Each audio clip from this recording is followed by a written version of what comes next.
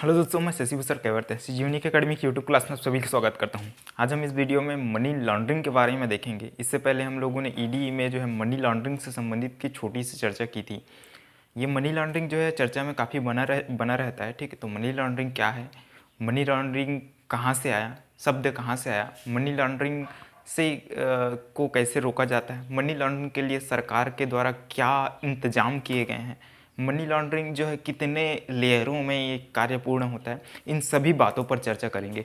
तो चर्चा शुरू करने से पहले अगर आप हमारे YouTube चैनल को सब्सक्राइब नहीं किए होंगे तो सब्सक्राइब कर लीजिएगा तथा बेल आइकन को प्रेस कर लीजिएगा, है ना।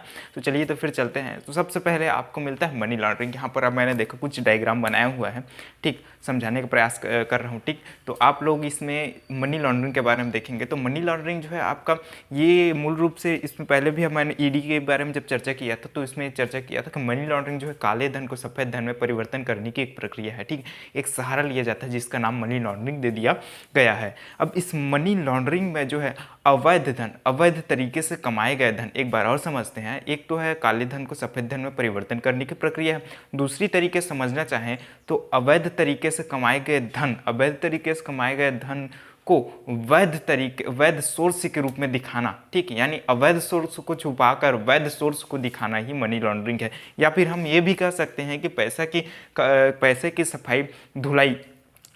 सफाई धुलाई कर काले धन को सफ़ेद करने का एक सहारा जो है क्या है, मनी लॉन्ड्रिंग है। इस प्रकार से भी हम समझ सकते हैं। ये जो मनी लॉन्ड्रिंग के लिए देखते हैं तो मनी लॉन्ड्रिंग से हमारे पास एक दो शब्द निकल कर आता है। एक तो मनी लॉन्ड्रिंग मनी है तो दो शब्द निकल कर, एक तो व्हाइट मनी और दूसरा ब्लैक मनी। तो व्हाइट मनी क्या होता है और ब्लैक मनी क्या होता है, यहाँ पर भी हमारा थोड़ा सा माइंड में थोड़ा सा रुक जाता है और पूछता है कि व्हाइट मनी क्या है और ब्लैक मनी क्या है। तो व्हाइट मनी वो मनी होता है जो वैध सोर्स से कमाया होता है, जिसमें अपने मेहनत लगे होते हैं, लेकिन जिसका रिकॉर्ड भी किसके पास होता है, सरकार के पास होता है कि व्यक्ति जो है किस सोर्स से कमा रहा है और कितना कमा रहा है, ये पूरा रिकॉर्ड सरकार के पास होता है। तो होता है आपका व्हाइट मनी। लेकिन जब आपका सरकार के पास कोई रिकॉर्ड नहीं होता है, कोई हिसाब नहीं होता है, ठीक, वो अवैध सोर्स से गलत तरीके से कमाया हुआ रहता है, उसे कहते हैं ब्लैक मनी। यानी टैक्स काट के या टैक्स सरकार को दे ही नहीं रहा है जैसे पैसे की मनी, तो वो होता है आपका ब्लैक मनी। इस प्रकार से होता है दो मनी, एक तो व्हाइट मनी, दूसरा ब्लैक मनी। ठीक, समझ गए व्हाइट मनी और ब्लैक मनी। अब यहाँ पर ये जो है ये पूरी प्रक्रिया में, ठीक है, यानी ये जो मनी लॉन्ड्रिंग की प्रक्रिया जो है, या मनी लॉन्ड्रिंग शब्द कहाँ से आया, तो मनी लॉन्ड्रिंग शब्द आपका अमेरिका से आया। अमेरिका में यह चर्चा में सन 1980 में यह चर्चा में रहा। और 1980 में चर्चा में इसलिए रहा क्योंकि वहाँ के माफियाओं के द्वारा, माफिया शब्द कहाँ से आया, तो आपका अमेरिका से आया।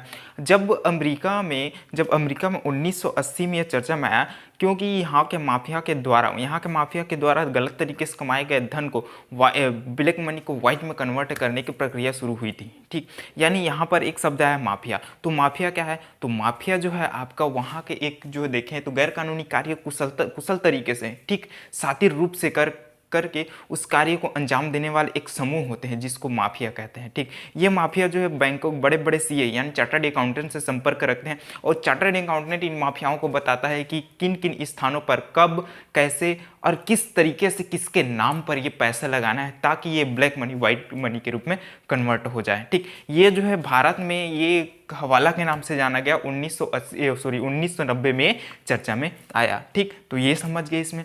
तो यहाँ पर एक बात और समझते हैं कि ये जो मनी लॉन्ड्रिंग की प्रक्रिया को रोकने के लिए भारत सरकार द्वारा कोई कदम नहीं उठाया गया है। कौन सा, तो वो है आपका ईडी। मैंने पहले ही बताया था ईडी के जब एक तो लेक्चर लिया था, ठीक, उसमें मैंने समझाने का प्रयास किया था कि वहाँ पर जो है पूरी प्रक्रिया यानी मनी लॉन्ड्रिंग की प्रक्रिया को जाँच करने की, ठीक है, छापे मारने की तथा जब्त करने, मनी लॉन्ड्रिंग से प्राप्त किए गए पूरे धन को जब्त करने की जिम्मेदारी किसके पास होती है, ईडी के पास होती है। तो ईडी का अगर आप वीडियो नहीं देखे हो तो उसका लिंक जो मैं आपको डिस्क्रिप्शन बॉक्स में दे दूंगा, वहां जाकर आप ईडी से संबंधित पूरी जानकारी भी प्राप्त कर सकते हैं। ठीक है, ये तो हो गया ईडी के बारे में जानकारी। ठीक, अब हम देख लिए काले धन क्या होता है, सफ़ेद धन क्या होता है, ये भी हम लोगों ने जान लिया।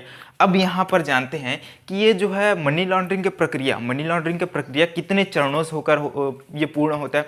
तो मनी लॉन्ड्रिंग की जो प्रक्रिया है वो 3 चरणों से 3 चरणों में ये कार्य होके पूर्ण होता है। ठीक है, तो वो चरण कौन कौन से हैं, तो सबसे पहले समझते हैं इसको पूर्ण कौन करता है। ये मनी लॉन्ड्रिंग की प्रक्रिया हो, इस मनी लॉन्ड्रिंग की जो प्रक्रिया है उसमें जो है एक व्यक्ति होता है। ठीक, एक व्यक्ति क्या करता है, मुख्य रूप से जिसके पास काला धन होता है वो क्या करता है, हेरा फेरी करके धन को अलग अलग जगहों में निवेश करके इस प्रक्रिया को पूर्ण करता है, जिसे लॉन्डर के नाम से जाना जाता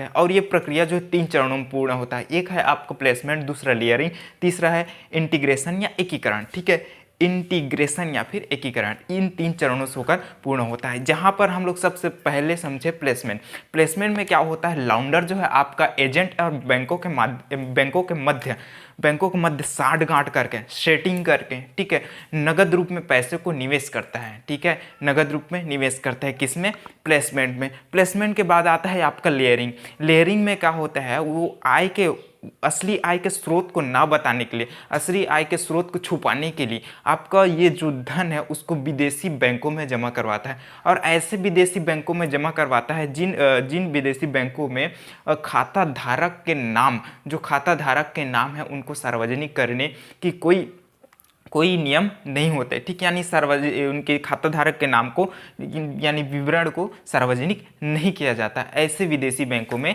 ये जो है धन रखे जाते हैं। ठीक है, खाता खोल के। लेकिन अब यहाँ पर ऐसे बैंक कौन कौन से, तो आपको मुख्य रूप से देखें स्विट्जरलैंड का स्विस बैंक और एक है मॉरिशस। ठीक है, इन दोनों जगहों में आप मुख्य रूप से ये बैंक खोले गए हैं जहाँ पर ऐसे बड़े बड़े जो ये मनी लॉन्ड्रिंग करने वाले हैं, जो अवैध रूप से धन कमाए रहते हैं, वहाँ पर रखे जाते हैं। ठीक है, लास्ट है इंटीग्रेशन या एकीकरण। इसमें जो पूरी प्रक्रिया पूर्ण होने के बाद जो ब्लैक मनी होता है व्हाइट मनी के रूप में पुनः व्यक्ति के पास या लॉन्डर के पास आ जाता है। ठीक, इसमें यह व्यक्ति जो यह जस्टिफाई कर देता है, व्यक्ति द्वारा जस्टिफाई कर दिया जाता है। ठीक है, यह न्यायोचित ठहरा दिया जाता है कि ये जो धन मिले हैं यानी ब्लैक मनी जो आए हैं वह वैध तरीके से आए हैं और वो निश्चिंत खुले मन से उस पैसे का उपयोग कर सकता है। इस तरीके से मनी लॉन्ड्रिंग के बारे में पूरी जानकारी हुई। अगर वीडियो अच्छा लगे तो प्लीज़ लाइक कीजिए, सब्सक्राइब कीजिए और अपने दोस्तों में शेयर कीजिएगा। तो मिलते हैं नेक्स्ट वीडियो में, तब तक के लिए धन्यवाद।